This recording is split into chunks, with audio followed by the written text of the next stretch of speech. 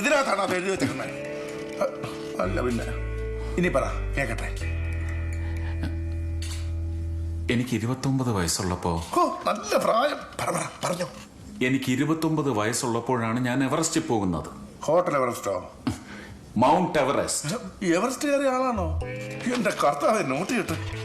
ഇനിയിപ്പോ എന്റെ ക്ലിനിക്കിന്റെയോ മലയാളി സമാജത്തിന്റെ ആനിവേഴ്സറി വല്ലതുണ്ടോ വിളിക്കാമല്ലോ. ഒടുക്കത്തെ തണുപ്പത്ത് അതിന്റെ മണ്ടവശായിരുന്നു മറ്റേത്.